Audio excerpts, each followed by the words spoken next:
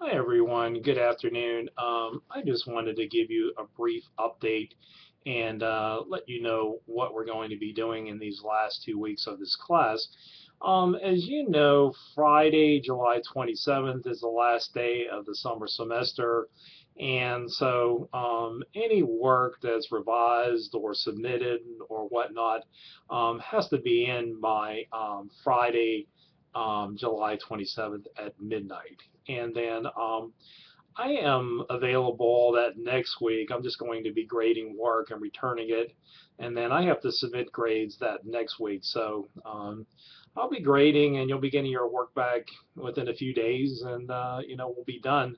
For the college writing class, I'm going to be collecting your papers earlier in the week and then give them back. For the technical communication, you have until Friday the 27th to submit those.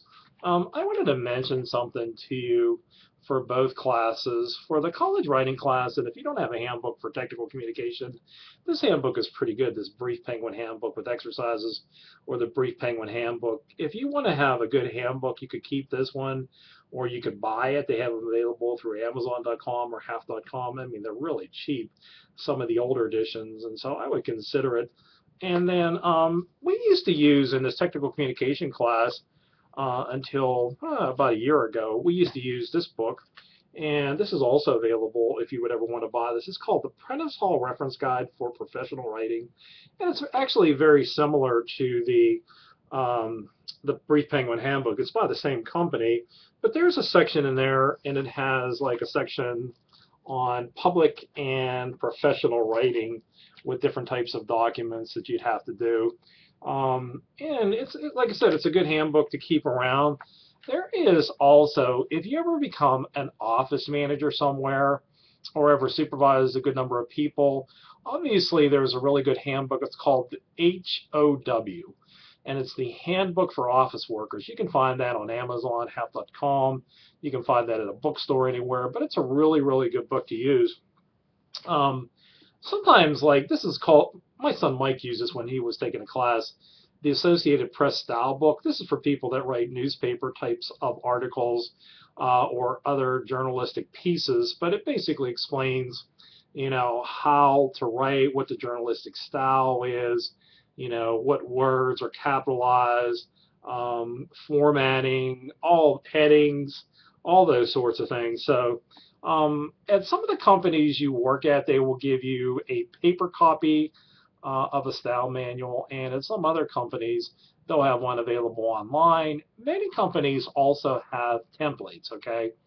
And so if you have to write a report, a memo, a letter, memorandum, certain types of emails, accident report, incident report, if there's like theft or some sort of variance, you have to do that. So all those types of documents typically are available. That they have templates, and you just follow the format and fill those in.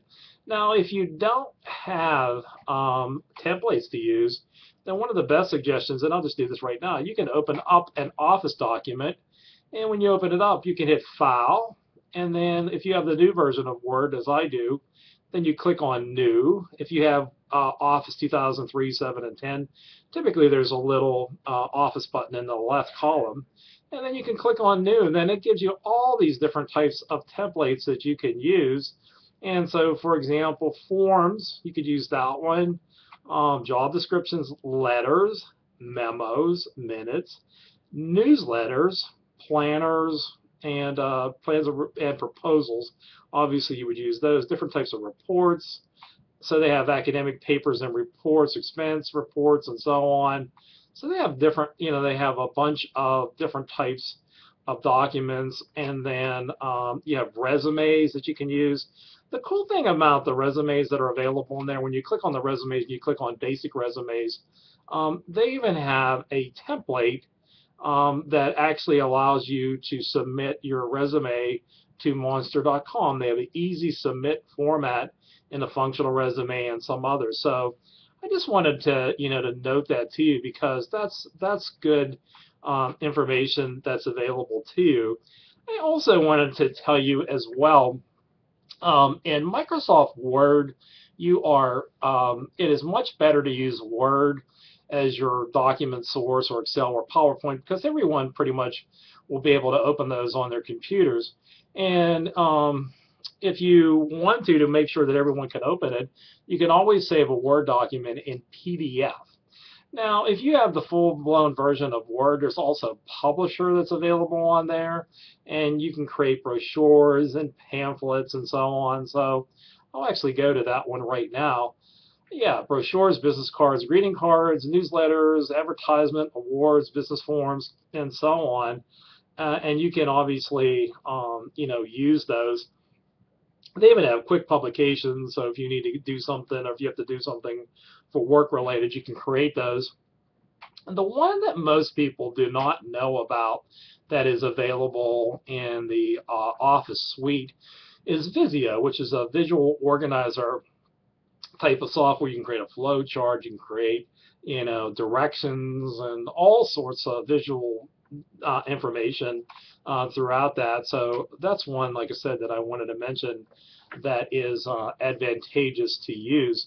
I also, in the technical communication class, but I also wanted to mention this today for you as well, for everyone, a good way to edit and work on documents is obviously go through Google Docs, and then you can give people permission to use your documents. And some other people will also use a place like Wikispaces, and that's a place where you can actually post documents and attachments, and then you can have other people edit them and look at them.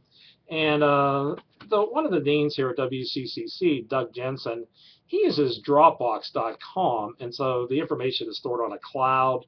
So, like, for example, when Doug opens up a document on his laptop, he can access that document from his iPhone. He can access it from his computer at the college, anywhere he wants. But I mean, those documents are available. So, that's a good place to to use. And also, what I wanted to highly recommend to you is the site that I like the most, and I probably refer students to the most, is the site, the owl.english.purdue.edu.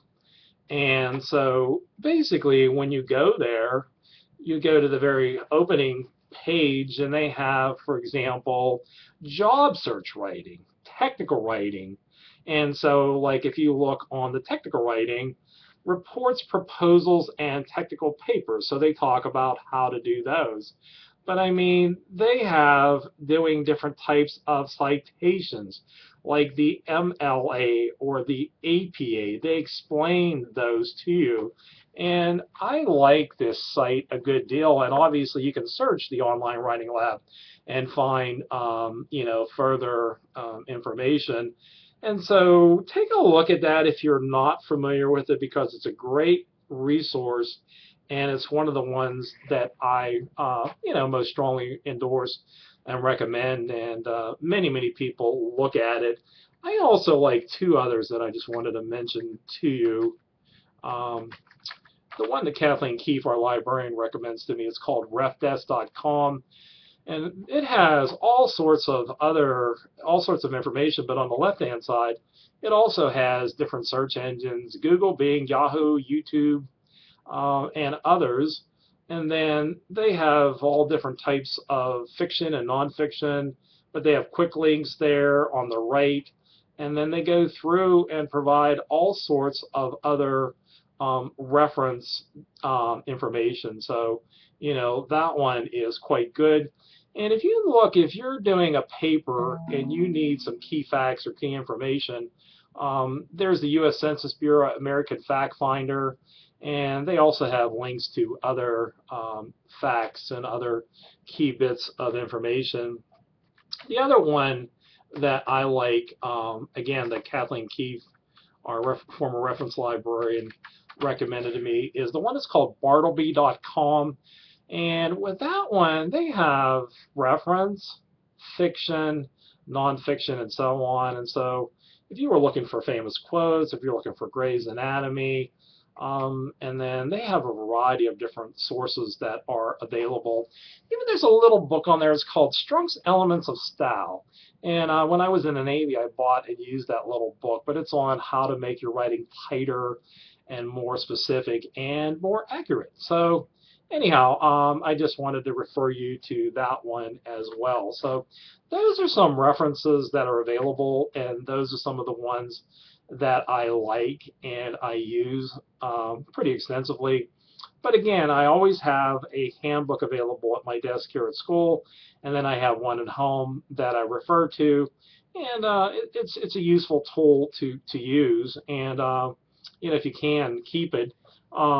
With the textbooks that you have for the class, obviously you can sell those or you can keep them. They may be a good reference to you. But anyhow, that's what I wanted to mention. And the last thing that I wanted to tell you today is if you ever needed to get in contact with me, tear off the first page of the syllabus, and you can email me or you can call me.